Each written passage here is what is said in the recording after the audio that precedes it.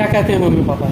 ऐसे ही आगे बढ़ते रहे, जो जो तुझे ताना दिए थे उन लोगों को भी दिखा दी कि तू भी कुछ कर सकती है करके। मम्मी पापा को पहले ना जब मुझे ऐसे हुई थी तब ना सब बोलते थे, जब पहले ऐसे हुई थी तो सब बोल रहे थे ये बच्ची का तो हाथ पैर नहीं है, क्या कर सकती है, ऐसे बोल के बोल रहे थे मम्मी पापा को। तो मम्मी पापा बहुत रोने लगते थे, कोई कोई बोले भी थे कि ये बच्ची को मार दे करके। फिर मम्मी पापा ना बहुत अच्छा कर रहे हो आप।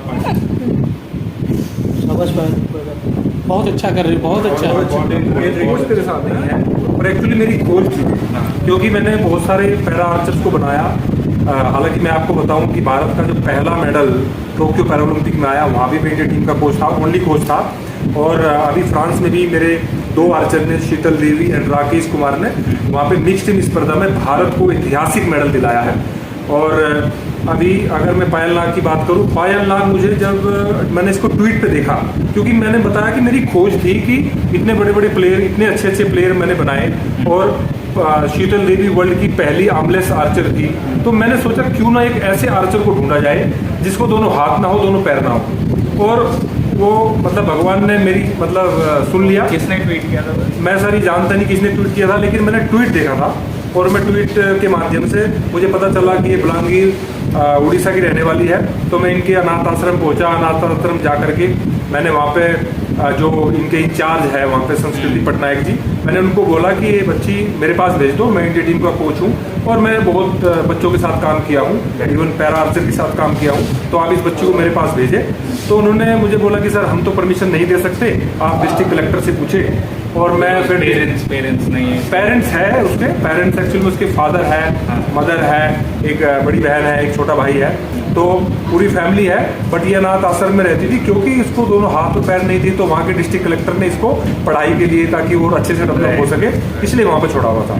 तो ये बच्ची डिस्ट्रिक्ट कलेक्टर को मैंने बताया कि सर मैं कुलदीप वेदवान हूँ, नेशनल आर्चरी कोच हूँ और मैंने पैरा आर्चरी में बहुत बड़ा बड़े बड़े आर्चर्स को बनाया है, इस बच्ची को आप मेरे पास भेजिए, ये भी बहुत बड़ा आर्चर बनेगी। तो उन्होंने तुरंत प्रभाव से इसको परमिशन दिया और ये मेरे पास श्री माता वैष्णो देवी आर्चरी एकेडमी, क्योंकि मैं वहाँ पे कार्यरत हूँ, एज ए कोच हूँ वहाँ पे श्री माता वैष्णो देवी आर्चरी एकेडमी में, और वहाँ पे ये आई।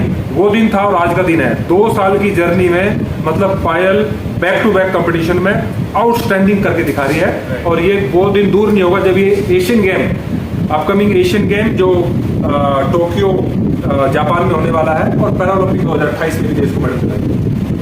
तो सर इसका पहला नेशनल कॉम्पिटिशन आपने क्या स्टार्टिंग से, जब मिली थी उस टाइम ये स्पोर्ट्स कर रही, कुछ भी कर रही थी, आर्चरी का आइडिया था इसको या क्या था उससे? इसको आर्चरी का कोई आइडिया नहीं था, ये जस्ट अपना वहाँ पे पढ़ाई कर रही थी और ये एक्सपर्ट थी पेंटिंग में। ये मुंह में पेन लगा करके, दांतों के बीच दबा करके, और बहुत अच्छा ये आपका भी स्केच हूबहू बना देगी, ये इतनी टैलेंटेड बच्ची है। और दूसरा देखो, मैंने गाइड किया है, मैंने इसके लिए डिवाइस बनाया है, क्योंकि वो डिवाइस इसके लिए पैर है, वो डिवाइस इसके हाथ है, विदाउट डिवाइस वो कर नहीं सकती है। इवन शीतल के लिए भी जो डिवाइस से चलाती है, that is also I made and that device Sheetal के हाथ है। तो टैलेंट इतना है पायल में, टैलेंट इतना है शीतल में कि उसको तराशने वाला चाहिए। मैं तो मैसेज देना चाहूँगा हर एक कोच को, ये बोलूँगा कि आप ऐसे बच्चों को ढूंढ करके लाए जिनके लिए कोई सोच भी नहीं सकता। अभी पायल के लिए लोग सोचते होंगे किसने ट्वीट किया कि इसको कुछ ना कुछ हेल्प मिल जाए, लेकिन मैं उस इंसान का भी धन्यवाद करूँगा जिसने पायल को ट्वीट किया और उस माध्यम से मेरे पास आई। पायल, एक्सपेरिमेंट में कितना टाइम लगा था आपको सेटल होने में, जो आपको दिया गया था कितना टाइम लगा था? इक्विपमेंट जो हमने बनाया था आपके लिए बेटे, उसमें सर पूछ रहे कितना टाइम लगा? उसको याद नहीं है सर, मैं बताऊंगा, इसका आंसर मैं दूंगा। जब मैंने इसका इक्विपमेंट मेरे पास आई तो ये बड़ी नर्वस हो गई, बिकॉज इसने देखा मेरी एकेडमी में 80% आर्चर एबल्ड कैटेगरी के हैं, और पायल ने देखा कि बच्चे लेफ्ट हैंड से धनुष पकड़ा है, राइट हैंड से धनुष को खींच करके धनुष चला रहे हैं, तो ये नर्वस हो गई। और इसने देखा शीतल को, शीतल पैर से धनुष उठाती थी, राइट शोल्डर पे मैंने उसकी डिवाइस लगाई है, उससे वो खींच के चलाती थी, तो ये बड़ी नर्वस हो गई। सर पायल, शीतल तो पैर से धनुष उठाती है, मेरे तो पैर भी नहीं है, बाकी लोगों को हाथ भी है, पैर भी है, मैं कैसे धनुष चलाऊंगी? मैंने बेटे धैर्य रखो, मैं लेके आया हूँ तो तुम्हारे लिए डिवाइस बनाऊँ। मैंने इसके लिए डिवाइस बनाई, उसमें 3-4 महीने लगा, वो डिवाइस बना करके मैंने इसको शुरू कराया।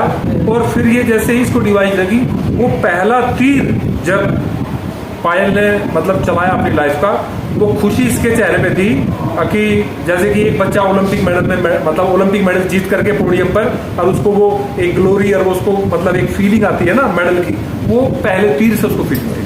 तो वो दिन था और आज का दिन है, आज ये अपने आप को प्रूव किया है, दिखा रही है। बाकी पायल ही बताइए कितने मुझे। पायल खेलो इंडिया में आके पैरा गेम्स में हिस्सा ले रहे हो, कैसे लग रहा है थोड़ा बताओ। मेरा डिवाइस वगैरह चेंज किया गया है, तो मुझे नहीं लग रहा था कि मैं इसमें भी फाइनल तक पहुंचूंगी करके। तो मेरे कोच सर मुझे पीछे आके बता रहे थे, लाइन शूटिंग लाइन के बाहर भी मतलब कि बोल रहे थे कि बेटा ऐसे करके चला, ऐसे करके चला करके, और मुझे उससे पहले ट्रेनिंग भी दिए थे। तो उसी ट्रेनिंग को माइंड पे दोहरा के मैंने आज ये खेलो इंडिया में प्रैक्टिस में हिस्सा लिया और ग्राउंड में मैं चलाई। तो मुझे बहुत अच्छा लगा फाइनल तक पहुंच के। आज जो कुछ भी मैं हूँ मेरे कोच के वजह से हूँ, और जो जो मेरे पीछे हैं उनको भी थैंक यू सो मच कि मुझे इतना दूर तक पहुंचाने के लिए। कि अच्छा, स्पोर्ट्स ने कितनी ज़िंदगी बदली आपकी, स्पोर्ट्स ने कितनी लाइफ आपकी चेंज की है, कितना बदलाव आया है 2 साल पहले में और 2 साल अब में कितना क्या फर्क है आपके जीवन में? 2 साल पहले तो मैं मतलब कि जब पहले आई थी तो धनुष भी नहीं उठा पा रही थी। तो वो भी मेरे सर ने सिखाया मुझे कि मुझे नहीं लगता था कि मैं ये कर पाऊंगी करके। जब मैं उदास होके बोली कि सर को कि सर मैं कैसे चलाऊं, सब तो हाथ और पैर में खड़े होके हाथ से धनुष पकड़ मैं कैसे चलाऊं करके। तो सर मुझे मेरे पीठ में थपथपा के बोले, बेटी तो चिंता मत कर, मैं तुझे लाया तो मैं ही तुझे चलवाऊंगा करके सर बोले थे। फिर मुझे उसी दिन से ही मेरे कोच पे भरोसा हो गया था। तो फिर धीरे धीरे मुसीबत आने लगे डिवाइस बनाने में, तो थोड़ी थोड़ी प्रॉब्लम आने लगे। तो मेरे मुसीबत का हल तो मेरे सामने ही है, मेरे गुरुजी तो सारे मुसीबत को हल कर दिए। तो धीरे धीरे मैं नेशनल भी खेली, बहुत अच्छा लगा। नेशनल में भी अभी खेलो इंडिया में भी बहुत अच्छा लग रहा है, फाइनल तक पहुंच गई, बहुत खुश। पूजा आपके अगेंस्ट में आज शीतल खड़ी थी सेमीफाइनल्स में, क्या आपको एक बार भी ऐसा लगा, या मतलब शी मतलब वो एक अपने आप में मोटिवेशन है, तो आप जब आज उनके अगेंस्ट में कम्पीट कर रहे थे तो आपके दिमाग में क्या चल रहा था? मुझे तो आर्चरी के बारे में कुछ नहीं पता था पहले। जब मेरे कोच सर मुझे वीडियो कॉल में, पहले जब मैं अनाथ आश्रम में थी उस दिन मुझे सर कॉल करके बताए, बेटी तुझे यहाँ आना है करके। तो फिर मुझे शीतल दीदी की वीडियो दिखाई, सर भेजे थे मुझे। तो मैं शीतल दीदी की ही वीडियो देख के मैं श्री माता वैष्णो देवी गई और उनको नेशनल में हरा के दोनों गोल्ड मेडल भी लाई। तो बहुत अच्छा लगा। शीतल को कहाँ हराया था आपने? नेशनल में। ये दूसरा टूर्नामेंट है पायल का? तीसरा कौन से इससे पहले था? पहला कंपटीशन उसने अपनी ही पैरा कैटेगरी में पैरा आर्चरी नेशनल चैंपियनशिप, जो 6th para archery national championship था जो जयपुर में हुआ, वहाँ पे ये चैंपियन बनी, 2 गोल्ड मेडल लेके आई। दूसरा कंपटीशन अभी NART national archery ranking tournament जो एबल कैटेगरी का है। और मैं ये कहना चाहूँगा कि एबल कैटेगरी में भी पायल नाग 8वें स्थान पर रही पूरा ऑल इंडिया कैडेट कैटेगरी में, सब जूनियर कैटेगरी में। तो ये अपने आप में बहुत बड़ा चैलेंज है और मैं इस चीज़ पे विश्वास रखता हूँ, क्योंकि मैं ये बताना चाहूँगा मतलब मीडिया के माध्यम से, क्योंकि आई थिंक मुझे लगता है कि ये वीडियो पूरा हिंदुस्तान में जाएगी।